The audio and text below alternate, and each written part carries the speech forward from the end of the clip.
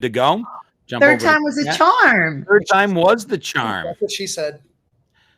Third time? She No. never says anything about a third time. Let me tell you, my friend, You there's said- a lot of things I can Well, do. you said finally my thing loaded.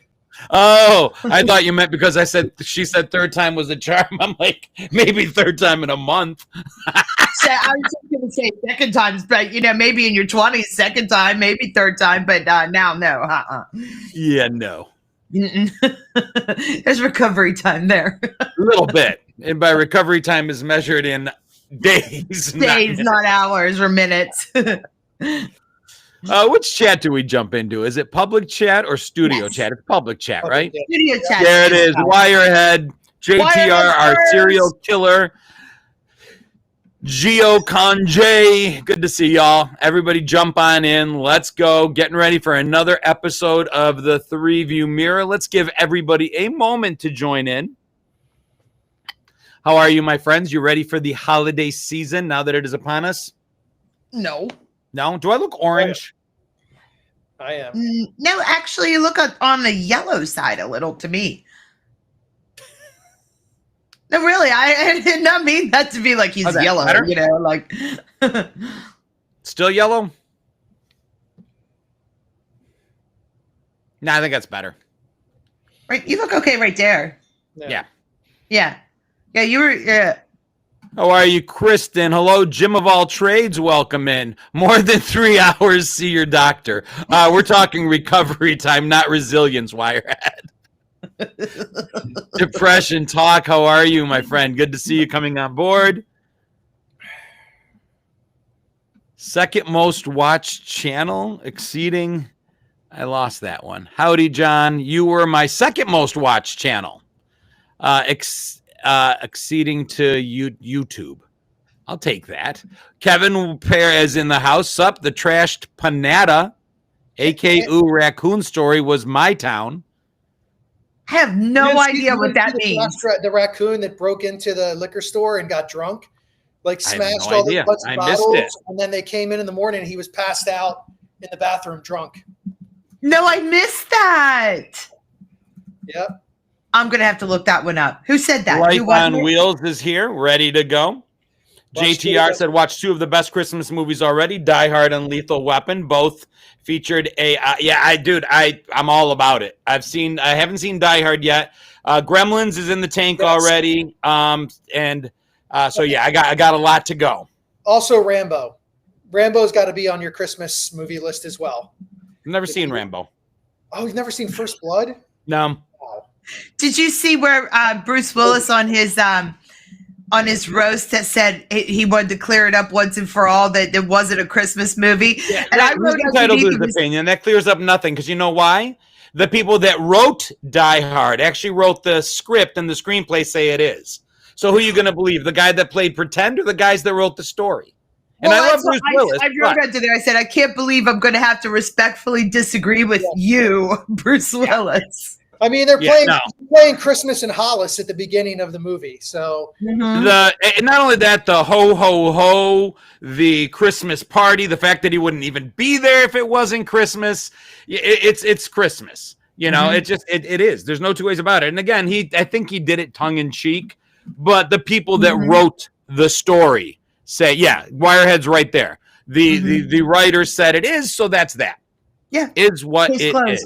Well, it's based on a book that really is a little bit different than the movie. But oh boy, s'mores. Oh no, s'mores. I had some s'mores. I had to open it for a video, so since it's already opened, I heard that. Well, I need a third word from you, Chris, because it's like we need a weekly word that is clearly like clearly mispronounced according to there'll be more than one, I'm sure. Well, I'm sure. When I pronounce the way I pronounce a superhero, everybody gives me a hard time about because which superhero? I pronounce his name and it sounds like I'm talking about a bird.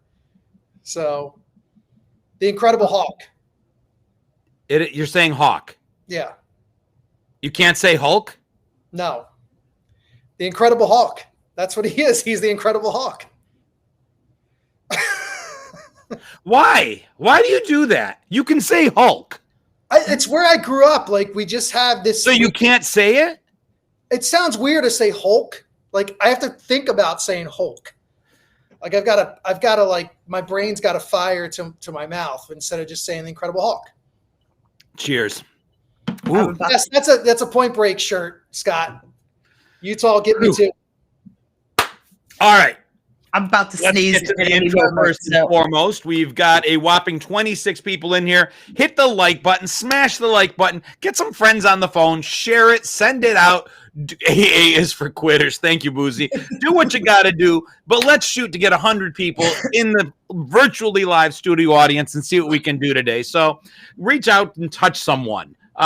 Old school version, not pedophile going to get yourself in trouble version. Anyway, the point is, welcome to the Three View Mirror, our weekly dose of nostalgia where three friends in front of a studio filled with a virtually live audience of Gen Xers talk about all things 70s, 80s, and 90s. And if not all things, well, specifically three things, three topics stemming back to the 70s, the 80s, and the 90s. And every week, the host knows that something about those three topics isn't as random as it might at first it might seem. There's something connecting those three things together. And we'll talk about each topic for about 15 minutes. And then at the end of 45 minutes, we'll spend 15 minutes talking about what that hidden topic is. Now, some of you might be tempted. You might want to raise your hand. You want to pull in Arnold Horshack and be like, ooh, I know. You don't have to. You don't have to show how smart you are until the end. If you think you know and you want to say, I think I know, that's fine. Use your inside voice. Keep it to yourself. Don't share until we get to the end. Don't ruin it for the others. My name is John Katrides, and I'm actually the host of tonight's show. And I'm joined with two amazing people. Chris. I am Chris Clues, better known as Chris Clues, speaker and author that focuses on the life and work lessons we can learn from 80s pop culture. And as I've said for the last couple of weeks, it's the holiday season. If you are interested in some great books about the 80s, you can find mine on Amazon, at Target, at Walmart, maybe an independent bookstore near you. The most recent one is called Raised on the 80s. And I'm Rochelle O. Black, better known online as Gen X Shell. And I am an over 50. I create content specifically for the over 50 crowd on wellness, fashion, beauty, and general Gen X mayhem. And my name is John Katrides, better known as Gen X Jono. And Kiwi, to your point, if we're talking 70s, if we're talking 90s, if we're talking 80s, everyone is an honorary Gen Xer today for the next 52 minutes or so anyway. And this is the Three View Mirror.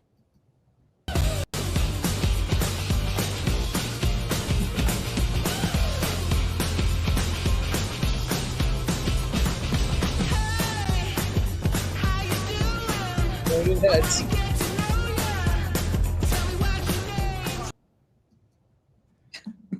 All right, guys, you ready for today's topics?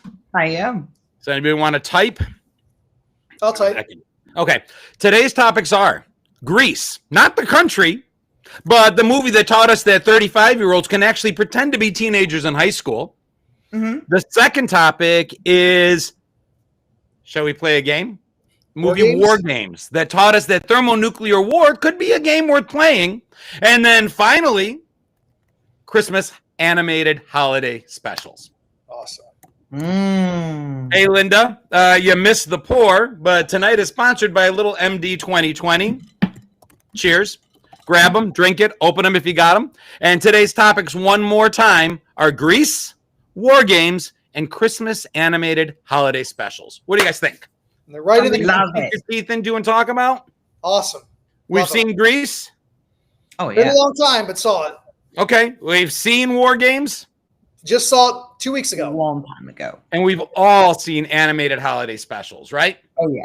Yes. For Christmas. So we're good. We're good to go. Let's start with Grease. Dude, one of the first LPs I ever had in the house. Like, my brother bought it. I remember specifically back in the late 70s, he had bought Saturday Night Fever and Grease. And I remember playing that album over and over again. All the songs. We talk soundtracks.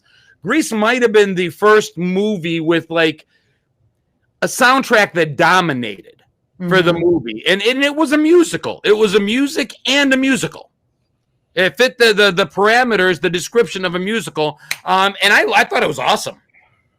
Yeah, people kind of a musical can be annoying when people just suddenly break out into song. But Grease, I never, for like my whole lifetime, like I knew it was a musical, but I never saw it as a musical because the music was the movie. It was so integrated into it that the music didn't become like, let's pause the acting, the action of the movie, and let's sing a song that has nothing to do with any of the rest of it. And that's why it's almost hard to think of Grease as a movie or musical. Yeah, there's only two. I'm not a big musical fan. There's only two musicals I actually enjoyed: Grease and The Greatest Showman, which I really enjoyed recently. Yeah. And I think because I don't know how to. There is something for the guys in those musicals too. And I mean, Grease Lightning is just that's still one of my favorite songs. And they had to change the words. Now, if you look, there's a couple words that have changed out, even in the PG version, because they weren't just swear words. It was obscene. Yeah. The chicks will cream. I mean, one of my earliest memories, dude, was third grade.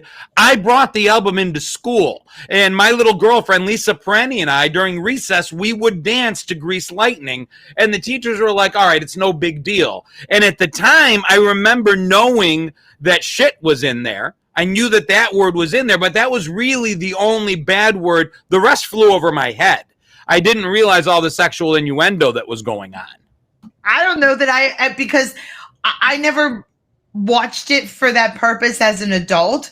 And I still, in my mind, when I've seen that movie again, see it as the kid version. I didn't even know that stuff was in there. Oh, yeah. Yeah, no, the chicks will become very excited over Grease Lightning. And you'll do It was in there. It was really cool.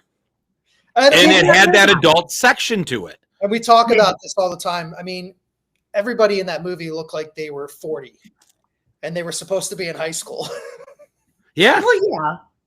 I joke that Rizzo at the end isn't pregnant, not because she didn't get pregnant, but because her eggs spontaneously combusted into dust. She hits menopause at the end of the movie, and that's just the end of that. I mean, Kaniki, we're not pregnant. Well, no kidding. You're 56 years old. Well, and sometimes you look back at that movie and the premise of, that glow up, the trope of the extreme glow up in some way. Grease was the epitome of that. And it wasn't even just a glow up. She was ridiculously a Bobby Soxer. And then she turned ridiculously greaser, it was very unbelievable, but yet we all believed it. And that's the strange part about it. Yeah. I can tell you as a kid, I had a crush on teeny bopper Sandy, more so and I remember being little and really thinking she looked better the way she was. Now, as an adult, I appreciate the tube top, wearing leather pants, wearing Sandy. Yes. But as a kid, I mean, I like the other one better. Yeah, when they were at the drive-in and, he's trying to get a cop a feel and and I can't even remember what they said in some of this stuff, but she was super innocent. And all of a sudden, she turns into Hobag, like that 1959. I don't know what year it was. Even the song Sandra D, that's what it's about when they're making fun of you, making fun of her. Keep your hands off my silky drawers. And I mean, they just go through. Would you try that stuff with Annette? I mean, they just make fun of that she goes from Little Miss Goody Two-Shoes to truly being the leader of the Pink Ladies. Yeah. Yeah. And somebody mentioned Grease too. I don't know if we talk about fall offs on sequels. I mean, they caught magic in a bottle or lightning in a bottle with Grease. And then they tried, but it just. Some people still love Grease 2 caught a cult following, and Michelle Pfeiffer looked awesome. I respectfully, if the ridiculousness of Grease, if you really look at it, okay, and it was a successful movie, I must have been at a prime age to watch Grease, and then later watch Grease 2, because I actually loved Grease 2. A lot of people bet did. If I watched it now, I would be like, what in the world? But I could still sing the songs of Grease 2 as well. I would watch them sort of together, not as much, but I liked it. I can Smooth Rider, or was that Smooth Rider? He's a smooth Cool Rider. Cool Rider. I remember that. Cool Obviously not as Rider. much as I'd like. I remember every song in Grease. And then the cast of Grease. You know, not only, but even the people you don't remember that were in there. You had Sha Na Na make an appearance in Grease. Was it Frankie Valli? Who sang the title song, Grease? Was that Frankie Valli? It was one of those 50s crooners where Frenchie's in the diner and he comes up and sings to her. Oh, yeah. Where they're in like a heaven sequence? Yeah, I don't know if it's Frankie Avalon. Is that his name? Maybe. That sounds familiar. Those 50s Frankie Valli. There were just too many Frankies. Frankie Yeah. Valli. Frankie Valli. Yeah, because she's So you trying had to make Sha-Na-Na, you had Frankie Valli, you had John Travolta when he was just coming out. I mean, he was doing Welcome Back Kotter at the same time, and then caught fire immediately after with Saturday Night Fever. Olivia Newton-John was a pop culture top 40 icon with different songs coming on all the time. And the cast was one of the, we talk about it all the time, 70s and 80s movies that had a huge supporting cast, and they all played their part. What year did Grease come out? I want to say 79. I thought it was. Was that before or after Xanadu? It was 78, I think. It was before. It was before Xanadu? I think so. Grease was 78. Because if Xanadu came first, they never would have cast Olivia Newton-John. 1980 for Xanadu. I liked Xanadu too. I'm sorry, I had to say it. I wanted to be like a professional roller skater after watching Xanadu. I was. Beauty school dropout, go back to high school. Exactly right, hot chick. Sid Caesar was in it too, which I mean, yes, he's an icon. Oh yeah, I forgot about that. Yeah. I see, and I don't know the names of all the supporting cast now. I can't think of all the people that were in it. You had Kanicki, who went on to fame with Taxi. Yeah. You had Rizzo, who again, the real names sometimes I can't pull them up the way I want to, but became, a really acclaimed actress. And it doesn't matter, because they all just kind of went together. Frenchie made it back to Grease 2. The teacher and the secretary made it back for Grease 2. But the movie really was just this moment in time where the movie and the music and the jokes and the plot device, and it all came together. And it was a movie that brought in nostalgia. But think about it. 1978, about a time probably 20 years earlier, 1958.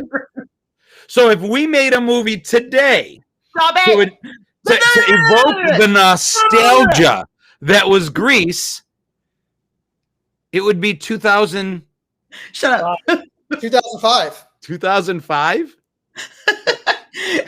Okay, but 2005. And yet we were watching this movie going, oh my God, they're wearing poodle skirts. Oh my God, what is it? They're putting grease in their hair. Oh my God, what is this? The cars were so different. Wow, that's crazy. 20 years ago was so long ago. 2005 would be the movie that we'd be reaching in today. But think about but the thing is, the interesting thing is the difference between 1958 and 1978. To 2005 and 2025. I mean, fashion-wise, nothing. Huge difference from 58 to 78. Yeah. 2005 to 25, social media, things like that have changed the world. But by and large, if you looked at somebody from 2005 to 2025, the difference is nominal. Could 2005 be a Halloween costume? In 1978, a 1958 would be a Halloween costume. You'd put on a poodle skirt, you'd put on Bobby socks or whatever they'd called, you'd put on those, and you'd have a Halloween costume. You'd dress up in a leather jacket as a hood, as a greaser, and it was a What would 2005 be? Jeans and a t-shirt. You know what I'm wearing today? Jeans and a t-shirt. The 90s was the last time that things significantly changed, where there was a distinct look for the decade. I will die on that hill. the 40s, the 50s, the 60s, 70s, 80s, 90s. And after that, we don't see much of a change in just about anything. Maybe winged eyeliner is in, and bell bottoms are back or whatever. Well, Kevin Fairpoint, who knows way too much about women's fashion, just said, midriffs, tramp stamps, hip huggers, hooker boots. I can still see it today. I go into any bar in any towny area, and I'll find them still today. In 78, you didn't see anyone wearing a poodle skirt, no matter what country bar, dive bar you went into. We're going to be doing 6'7". 6'7". 6'7". I don't even know what that even means. It doesn't mean anything. But my friends' kids were doing it the other day. I'm like, what is this? Yeah. You're trying to explain it to me. I'm like, you can't. It doesn't mean anything. It doesn't mean anything. 41. Yeah. Also doesn't mean anything. It's just so that's but the point is, like, the trends and the fads and the fashion, all that stuff, there's just not a huge leap. And the leap is more in technology. Whereas the leap that we made from decade to decade back when the show was talking about, it was the whole person. It was the change in the outer look, the inner feel, all that stuff changed. And it was changing rapidly. I mean, every 10 years, boom, And change. And it's looks that can't come back. The poodle skirt is not coming back in fashion. It's not going to happen. It was a moment of time that stays a moment in time. Yeah. What else you guys got? We're at 21 minutes. Granted, we got into it a little late. Says he prefers the 6'9".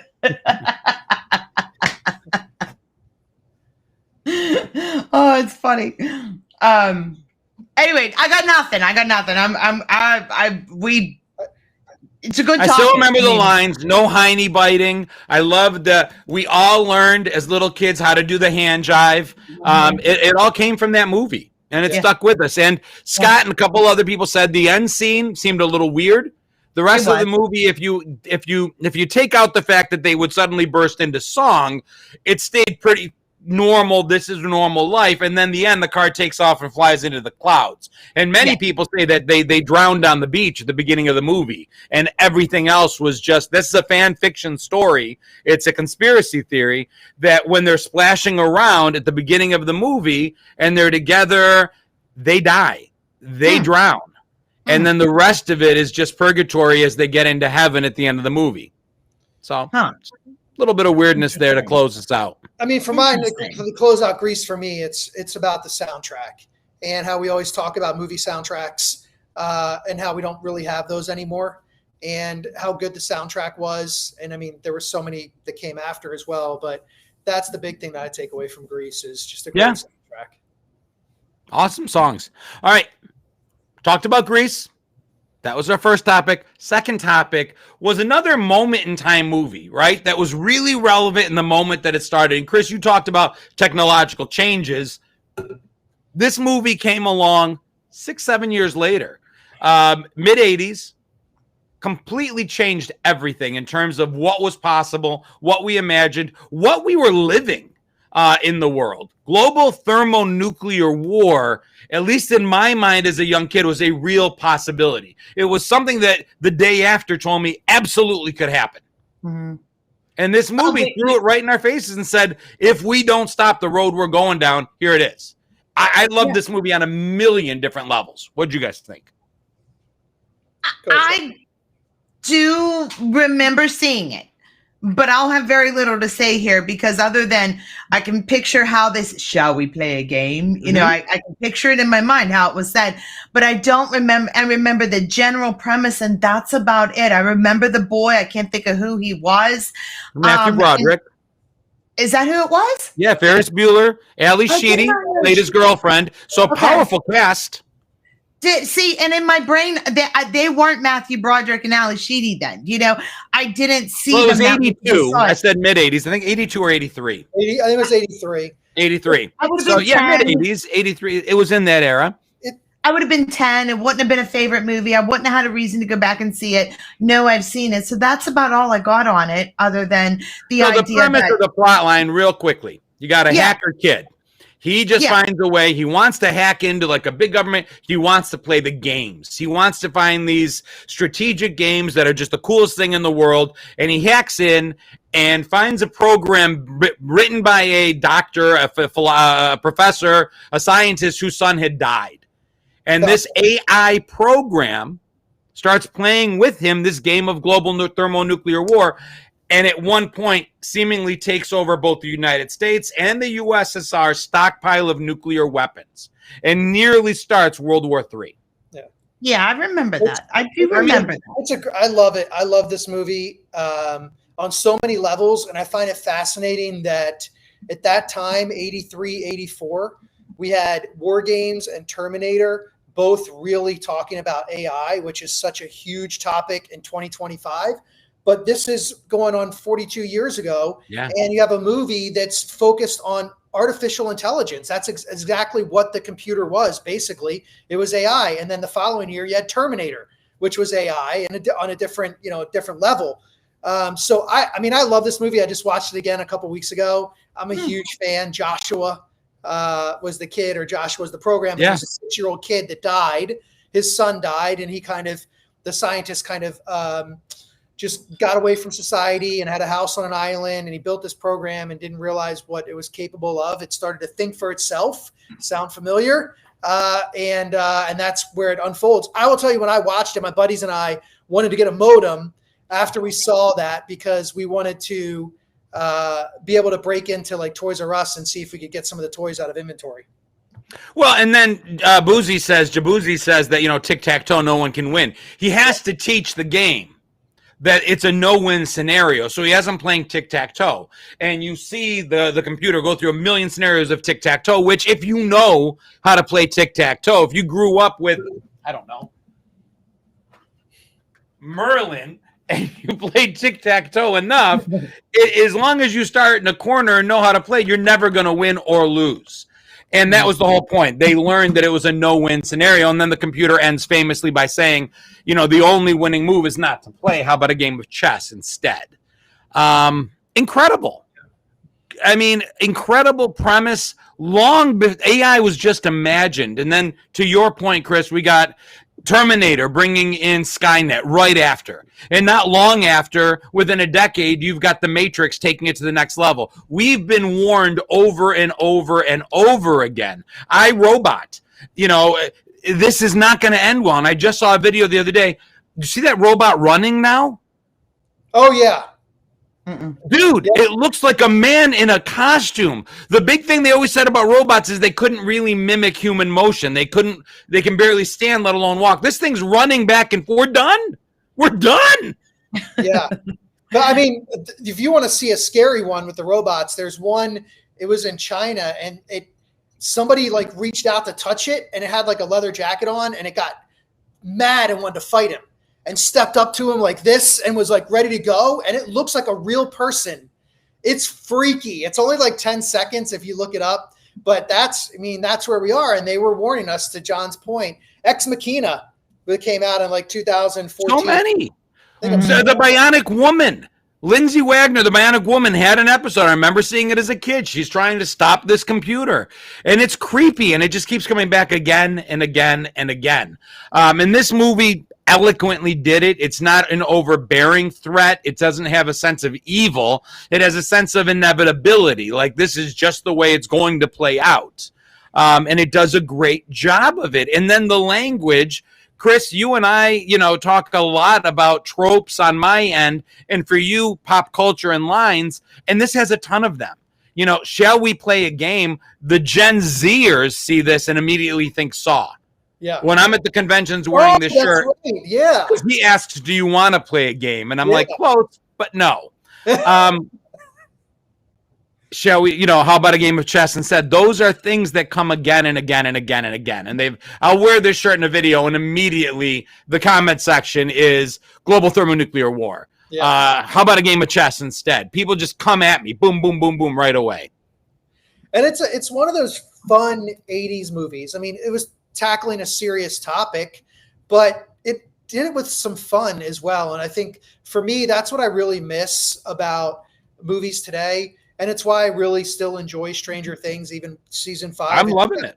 It's gotten a little more like, it's a lot more horror and everything now. But what I love about it is that you're on this adventure with the characters. And there was so much of that in the 80s. And the War Games is a great example. Like, you felt it. Like, you were on this adventure with the two of them, and you were being chased by the FBI and the government as well. That's how you felt, and that's how they made you feel.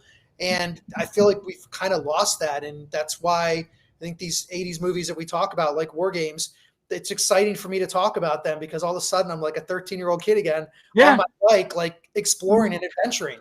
Formulaic didn't mean bad. Yeah. You had characters that you learned to like. You had an antagonist. You had conflict. You had resolution, and you had a happy ending. And I mean, yes, formulaic is hell. And we were there for it because the premise was to learn something secondarily, maybe, but it was to be entertained primarily. I want you to entertain me. I've got enough in the world that's bothering me. Make it good. And I think that's why 80s pop culture is so awesome, because the TV did it, the music did it, and the movies did it. Kevin saw a trailer for $6 Million Man yesterday. That can't be true. Kevin's giving me a hard time about the way I say horror. Do I say it bad? If you're making Kiwi, that can't be real. My understanding was they were going to redo the $6 Million Man as the $6 billion Man, but Mark Wahlberg, I think, is supposed to be in it. So I'm not sure. I don't know. Are you okay, Shell? I'm just I haven't been feeling very well, and so I was almost sneezed at the beginning, and I'm yawning a couple times. I'm just tired. Kevin brings up you talk about it before, Chris. Yeah. The nerds take the center stage in the 80s. Yeah, they do. Yep, that's right. And Kevin says in War Games, the nerd got the girl. Yeah. And that was Ali Sheedy's. I mean, she may have done some stuff before, but that was really that parlayed her into the Breakfast Club. Yeah. Which was a complete, they were both kind of nerdy in War Games. I mean, both attractive, but both kind of nerdy. But then she really played this amazing character in the Breakfast Club. And I'm a huge Ali Sheedy fan as well. I understand why she left Hollywood or, wanted to start a family or whatever. But I think she left us some great characters and great movies and War Games. People forget she was in War Games. Yeah, because it's the kid.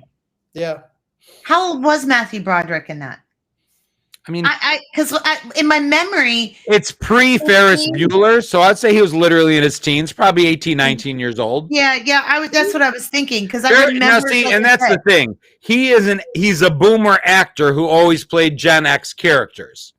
So Matthew Broderick is a boomer, but his characters were always Gen X. Yeah. He was born in 62. Okay, so he would have been 21. Yeah. And that's my point. Playing a 17-year-old kid. You can get away with that. I mean, he was young. Yeah. So, but people will always take me to task. The boomers will be like, I'm sorry, Ferris is a boomer. I'm like, no, Ferris is a Gen Xer. Matthew Broderick is a boomer. Yeah. Not saying one is necessarily better than the other. I'm just saying facts are facts, and Ferris Bueller is a Gen Xer. Yeah. There's no discussion there. None. Zero. I mean, Kanicki and the gang, they can be boomers, but Ferris. And I forgot Ali Sheedy, St. Elmo's Fire as well, which is 85, and they're seriously considering a reboot. No. A sequel. A sequel. Same cast. Oh. And let us know where I'm okay with that. I didn't mind Maverick. I don't mind. I don't want to say reboot. I don't mind a sequel, even if it's 20 years later. I'm okay with a sequel. 40 years later. Are they going to be an independent? I was just going to say, John, 20. I'd be like, I know. The 80s will always be 20 years ago to me. I don't know why. I can't. The math doesn't work. I know it. But in my brain, the 80s was 20 years ago. They're going to be an independent living for this St. Elmo's Fire? Again, they played... I'm just saying. I know that they'd be in their late 50s. I don't know. The line that always comes back to me from St. Elmo's Fire is 25-year-old Demi Moore saying in tears as she's on the floor, her life unraveling, saying, I never thought I'd feel so old at 25. I want to go back and throat punch her. A booga, booga, booga. Another great soundtrack, by the way. Another great soundtrack. And this one did not.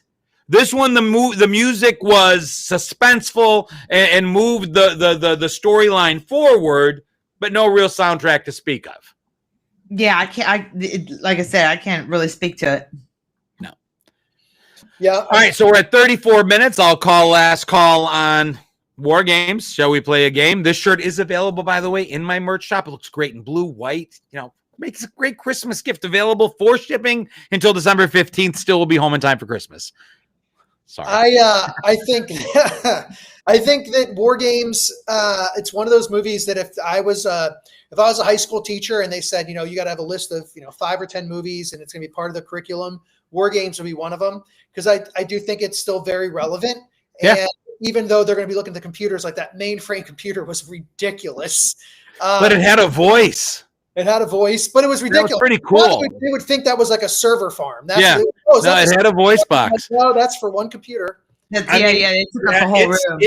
So we always hear about the standoff and Cuban Missile Crisis. People have forgotten. We heard about the Cuban Missile Crisis growing up as kids a lot. We realized that we were at 11:59 on the doomsday clock. Kids today, I said East Germany, West Germany to a couple of 20-year-olds. They're like, what are you talking about? They thought I was just talking directionally about parts of Germany. I'm like, no, the countries, East and West Germany, that resulted as a consequence of World War II. That was a huge part of the end of the Cold War, Berlin Wall coming down. They didn't know. I asked the question, where's the Berlin Wall? They had no idea. They're like, I don't know. I'm like, where's the Berlin Wall? I don't know.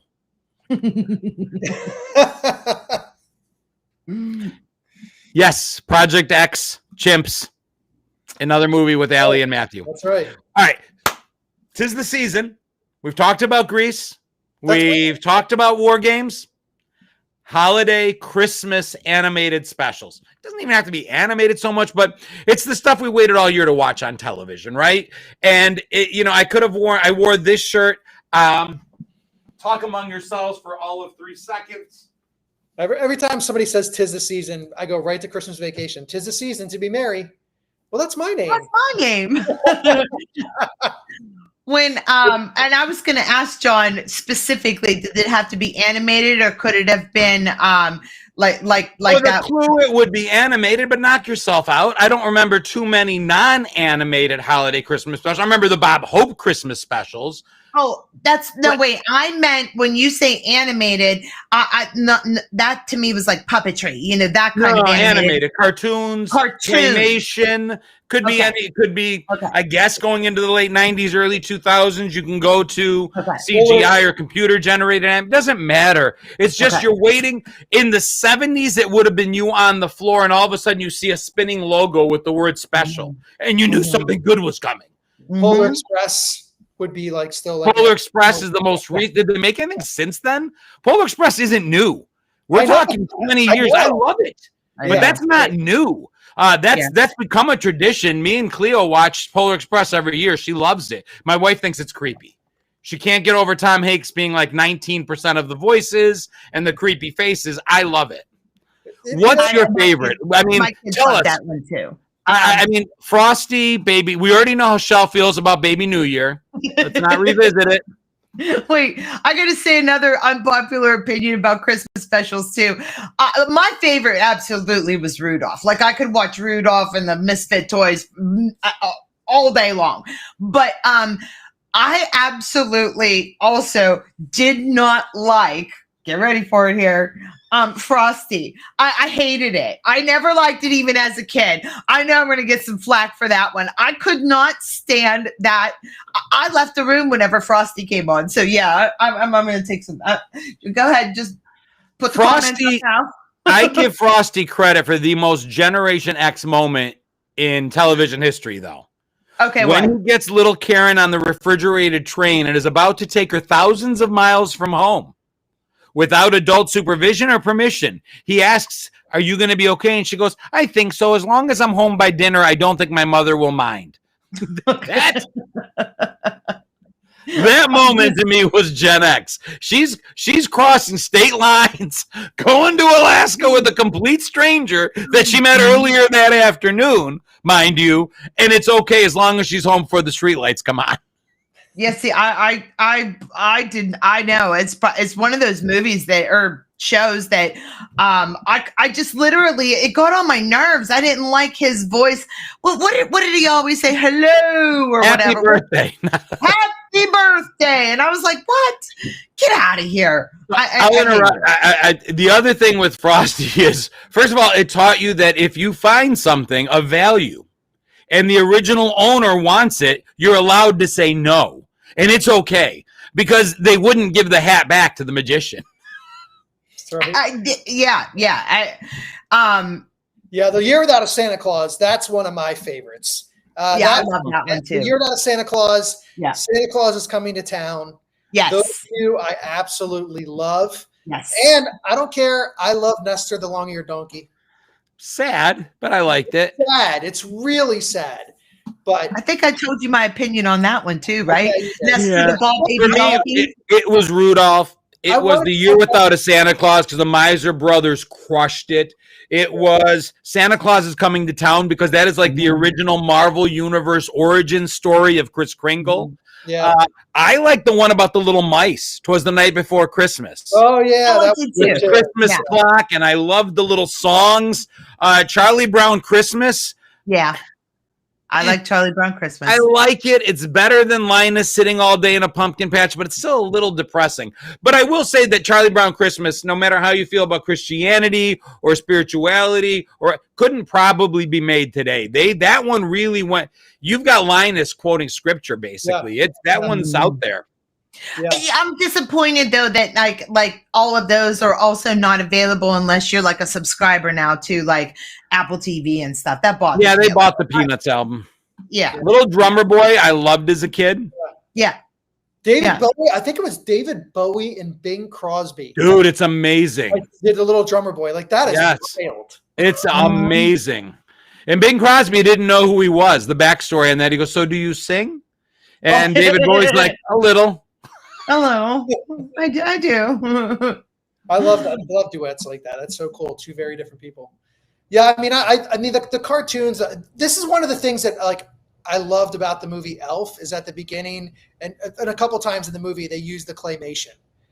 Hi, Mr. Norwal. You know, I loved all that stuff. It was like it was a nice nod to because Jon Favreau directed it.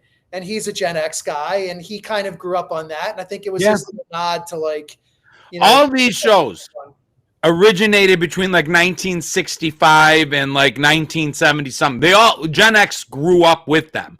You know, boomers a little bit, millennials, and of course anybody who watched them today. But we were like the first children to grow up watching them. And there was a component that I will bring up over and over again in videos of if you missed it, you missed it. You missed You it. had a Christmas concert and you came home and it was time to go to bed and you went to school in the morning and all your little friends like, did you watch Rudolph last night? And you realize you missed it. That's it.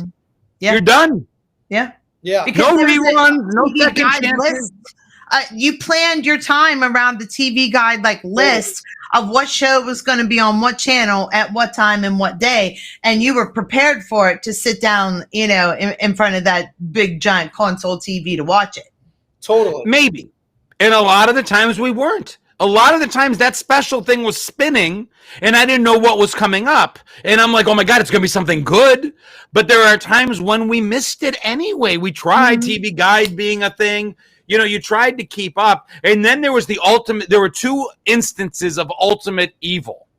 One was when CBS and NBC or ABC played against each other. And these fuckers, excuse my language, would put Rudolph up against Chitty Chitty. When they put two specials against one another, that was just the definition of sheer evil before the VCR, Jay Boozy. And then the second was if the president or whomever happened to interrupt. Like you're getting ready to watch the Bumble get his teeth knocked out, and there's Jimmy Carter. Yeah. That's it. Yeah. Yeah. I just want to mention really quickly. Life mentioned he got my books. Thank you very much for that. And he said he loved them. So you said you loved them, so I appreciate it. Thank you. Grinch. Grinch. I can't forget about Grinch. Yes. And yeah, Chris, I saw that comment going by. Yeah. Thank you, Life. I really appreciate that. Yeah. I mean, I think this is what we talk about so much on this show is that those shows. I actually just watched Year Without a Santa Claus last week. I did too. And I just had this flashback to sitting in front of the TV and looking up at it, watching just with like amazement and awe and fascination on, Christmas Eve, knowing that Santa Claus was coming at, 7 years old. Like I remember that in my pajamas, my feetsy pajamas with the little feet on them. And at 14 years old, or 14. And it just, that was when I wore underoos. And then it just took me back to that time of like, not, again, if you missed it, you missed it. And as soon as I knew those shows were going to be on, I was going to be in front of the TV. I forgot about that one, the Jug Band Christmas. People bring it up to me all the time. I did not watch that. That's a Muppets thing, right? Somehow that one slipped by me. Maybe it was a little later. I don't know when that came. That one I missed. It was an HBO one originally whenever I saw it. That's why I didn't see it. Yeah, it was on HBO, and it was a really good one if you ask me. So, well, yeah, people love it for sure. Yeah. But even the songs, we talk about soundtracks. These things had soundtracks. I'm Mr. Heat Miser. I'm Mr. Sun. I'm the Snow Miser. Put one foot in front of the other. Silver and gold, silver and gold. I mean, so many of them. I'm pixelated. It's probably because I've had a little too much to drink. That's not they're drinking to seeing you. That's right. Yeah, no, I absolutely.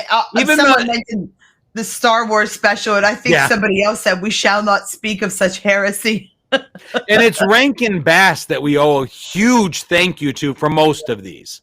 Even 'Twas the Night Before Christmas. What was the song on that? Even a miracle needs a hand. Those were all Rankin Bass. It's Rudolph, 'Twas the Night Before Christmas, Miser Brothers, Santa Claus is Coming to Town. They all shared very similar animation. Santa Claus looked the same. Santa Claus is a bit of a douche in every one of them, too. He was a bully in Rudolph. He was a bully. He was, and in this one, he's basically, I don't feel good, I'm done. They don't love me enough. I'm out stage left. And I mean, what the hell is that all about? And then 'Twas the Night Before Christmas, he writes off an entire town and says, screw you, because one little kid wrote a mean letter. Yeah, you're right. I never thought about it, but you're right. He did kind of play like a bad dude. He did, and he bullied the hell out of Rudolph until he needed him.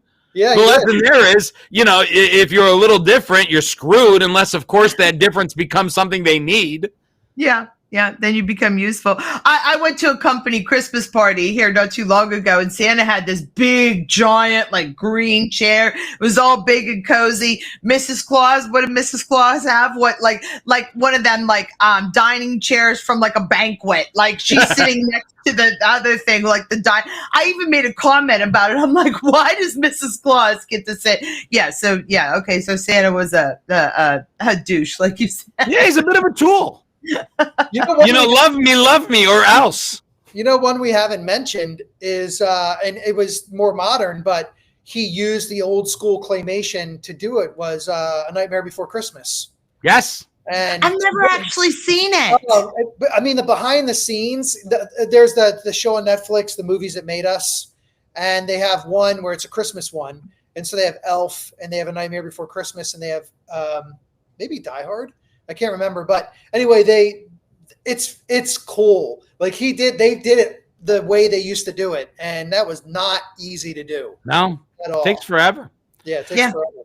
And it's just these characters. I remember thinking as a little kid, Dasher and Prancer and Donner and Blitzen. I don't know the whole song, but I remember at a time thinking, was Rudolph real or not? Like the rest of the Dasher and Dancer and Prancer and Vixen, Comet and Cupid and Donner and Blitzen, those 8 were canon. Those were real reindeer. If you have like an 8-year-old, turn this off right now because it's not going to be friendly for them. But my point is, was Rudolph real? I remember as a kid who believed in Santa Claus that those 8 were canon, and I remember having discussions with my friends saying, now, is Rudolph just pretend, or is Rudolph really a reindeer? Does that make sense? I remember not being able to tell if he was really a part of the actual reindeer that Santa had, or if that was just a cartoon. Or a song. That But I believed the other 8 were part of it because they'd been around long before Rudolph was ever talked about. Rudolph is real because he helped him get through like bad weather, so they could see. So when the weather cleared up, did Santa just kick him to the curb? I think he probably told him he could turn his nose off. I don't know. Like it's just. I used to like when Rudolph would talk on the movie like that. That was.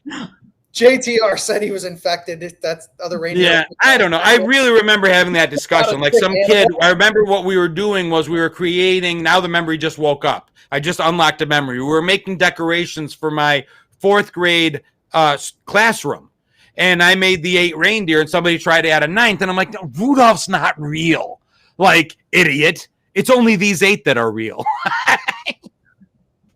Just the other flying reindeer. Correct. Those I believed in. The red nose was over the top. I couldn't take that. Yeah. And just I feel, again, like you said, there's no 8-year-olds watching this. It saddens me a little. I find the magic of Christmas with us sitting down watching the specials. We were a lot older when we stopped believing in those things. And I think now with the internet and all kinds of other things, and people have decided that they don't want to teach their kids that way, that fantasy goes younger and younger, where kids just don't believe in it anymore. And it's a little sad to me. I mean, because I will give you some hope. So I have my daughter's 13. She'll be 14 in January. I was giving her a ride home. I do car rider line, and I was picking her and a couple of her friends up. And the conversation on the way home as 8th graders was the 2 of them saying, "Okay, I know that there's no such thing as," and then they couldn't even get the words out. They're like, "I don't want to say it out loud because I still kind of believe." And I'm like, wow. And I told my dad, I go, "You really kind of believe?" She's like, "No, but yes." And I'm like, you know what? That's okay. The world is a dark enough place that you can believe in any semblance of magic for as long as you're able to. If you can still, to take that Polar Express analogy, if you can still hear that bell at 14, I hope you continue to hear it at 40. Because for me, the analogy I gave her is when Mickey hugs me at Disney, it feels good, even though I know that's probably some guy in there that's going to do unspeakable things to the girl he picks up at happy hour tonight. But for the moment, he's still Mickey to me. You had to put that vision in my head. Really? Just off the top of my head, Really? though. Today's analogies are brought to you by in the audience said too, like, really? Magic still exists. I'm 55. Okay, so wait, I still believe to an question. extent. So your number one favorite. Rudolph. Got Chris. Mine's Rudolph. You said Rudolph. What? Rudolph. And Chris, yours was Santa Claus is coming to town, or The Year Without a Santa Claus. One of those. okay. Yeah, Rudolph edges them out. Hermie for me is just special. You know, the whole Misfits. Did you know the Island of Misfit Toys? This is the last thing I'll say. The ending of Rudolph was added year 2 because so many people wrote in and said that Santa forgot about them. So they created the ending where Santa goes to pick up the toys. That was an add-on. That wasn't year 1. And the next time you watch the end of Rudolph the Red-Nosed Reindeer, there's the bird that can't fly, instead it can swim. And at the end, when they're dropping all the toys off, they're giving them each an umbrella. The elf looks at this bird that can't swim, is about to give him an umbrella, decides not to, and just throws him over. And that bird can't fly, so he plummets to his death. It's been a lot of years since I've seen it because now my kids are beyond those ages too, and they don't want to watch it anymore. I got like boys that don't want to watch it anymore, So yeah, a couple of just cool moments. So what do you guys think? So we had Grease. Yeah. We had War Games, and we had Christmas animated specials. I mean, kind of the definition of seemingly random stuff, but I don't necessarily think this is an impossible to solve I put the topic riddle on if you want to put it up there. If you want to put the comment up there so people can see him again. Trying, I can't get to it again. He said, "No, you ruined the Island of Misfit Toys." Well, no, but they throw the bird over and forgetting like he can't fly. But if you look at the elf, he kind of like shrugs like, "Oh, well, too bad," and throws it anyway. I think it's awesome. Too bad. So sad. Kevin says, I think it's Barry Corbin. I know who Barry and Corbin everybody is. else in the world, Kevin is saying, who's Barry Corbin? Yeah, I'm like, I don't know who Barry Corbin is, so you could be absolutely right, and I wouldn't know. If he is, I wouldn't know it either. I'm the host. Because I there's just so broad in the and I don't know who was behind a lot of the animated specials. I enjoyed them. I was a consumer of them, and because I didn't watch War Games too closely, I got absolutely nothing. Okay. I have an idea, but I'm having trouble connecting the third one. And it's possible that it's just because he could have done a voiceover. So, but I'll wait to see what some other people put in the comments before I throw So far, we've got Corbin. We've got no music, which I'm not sure if that's what you mean. I think the holiday specials had a lot of music.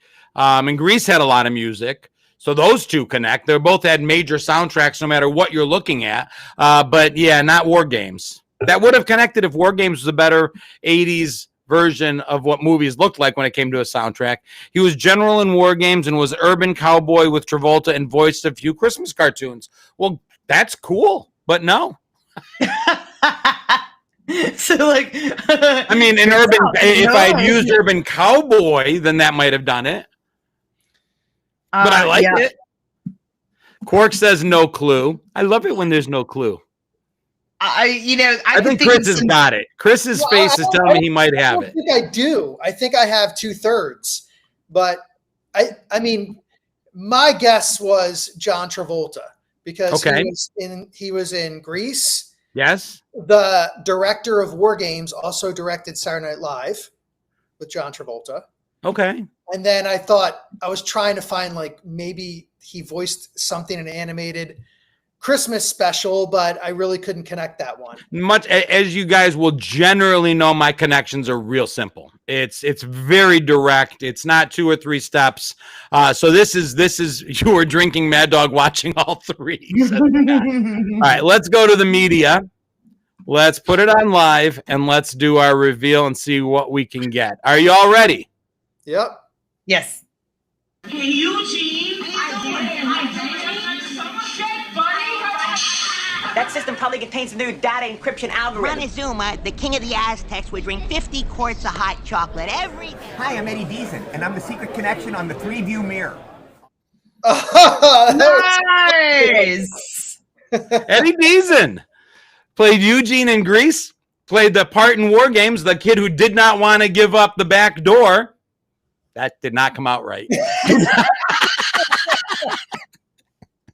And played the voice of the know-it-all, which is the only way that character is known in Polar Express, which, of course, I mentioned it, not necessarily a new holiday classic, but still a classic. It is a classic. It is a classic. That is awesome. Well, Kevin, is it a show? I think it's pretty straightforward. He was in all 3. Yeah. No, that's very cool. I mean, because, you met him at a con. And I did. I love having that connection that we have people who, maybe that's not like the big A-list star that we talk about sometimes on the show, but the fact that John is at these cons, he's meeting these really cool people that were part of our growing up, whether you remember them iconically in your head or not. I just think it's so cool. And I haven't seen him in a while, and he had such a distinct voice. He did. As soon as you said that, I like you could have paused it after Grease, and I might have actually gotten the rest of it, never knowing the guy's name, but I would have gotten where have I heard that voice on a Christmas special? Where have I heard that? Where did I see that? Maybe. So I talked to him at length, and he's somebody who was older than us at the time, but we talk about the nerds of the 80s. And dude, there he is. And the voice, as Wirehead says, unmistakable, shows up again and again. And you just think of these producers back in the late 70s, throughout the 80s saying, all right, we need a nerd. Who are we going to call? And it's Eddie. He showed up in Revenge of the Nerds. He continues to do these voiceovers. And the funny thing is, when you meet him in person, I don't know if he's staying in character or if this is him. but he does not fall out of character. If this is not who he really is, then he plays it really well. And I spoke to him at length, and I talked to him about what we do, and he's the one who broached the topic and said, "I'd like to be a connection," and help me walk through how to get there. Can you Wow. play the media again? Can I play media again? Of course. Yeah. Yeah, I want to see that again. Hey, Eugene. Shit, buddy. That system probably contains the new data encryption algorithm. Montezuma, the king of the Aztecs, would drink 50 quarts of hot chocolate every day. Hi, I'm Eddie Deason, and I'm the secret connection on the 3-view mirror. So cool. It is so cool to have somebody actually do it. It's so great. Okay, so thank you, Eddie. I want to give a special shout out then. I know you thanked him, John. Then I would also like to thank him. And I know on behalf of our audience, we would like to thank him too, because that was very kind, generous to put himself out there for this. And hopefully he watches this and watches everything about it. You know what I mean? I hope you send it to him and that he watches it. So big thank you to him. Yeah, thanks, Eddie, for asking for this. This is really cool for all of us. Yeah.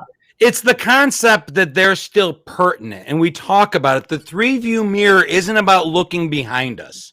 It's about looking behind us as we move forward, because these are the moments, these are the music, this is the music, these are the moments, this is the movies, this is the television, this is who made us who we are today, living in the world that we live in. Yeah. Our concept of nerds changed in the 80s, and then we watched what nerds can do into the 90s with Bill Gates, and with, the concept of nerd even changed. You look at Napster, that arguably was created by a nerd, but all of a sudden he's wearing a backwards baseball cap and he's cool as hell. Things changed. Tech became cool. Being smart became cool. It's the ultimate revenge of the nerds that they won in culture, in concept. They finally have won, and it's a world where both work, right? You can be that NFL star, and you can be that. It all works today, and I think that's cool. Yeah, that was awesome. Yeah, that was I awesome. love those. These are my favorite, I think, when we have like a reveal like that. That's so cool. Yeah, absolutely. So he's even in like some cartoons. So kids today will hear that voice and they'll remember it, not just from the Polar Express, which is a new animated classic. And I hope more come. I don't have one that's more, the Santa Claus through Disney with Tim Allen became. I like that they add to these. I hope we continue to get them because it's important. But I thought it was super, super cool. It was. Yeah. It was Yes. cool. But Zuckerberg is a prick. I do not. I'm sorry, but Facebook pays, and I think Zuckerberg's a great guy.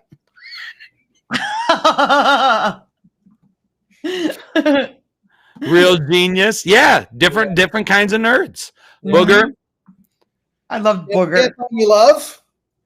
Can't Buy Me Yes, Love. can't buy. Who became Doc Dreamy? Right, he was Dreamy. Yeah. Yeah.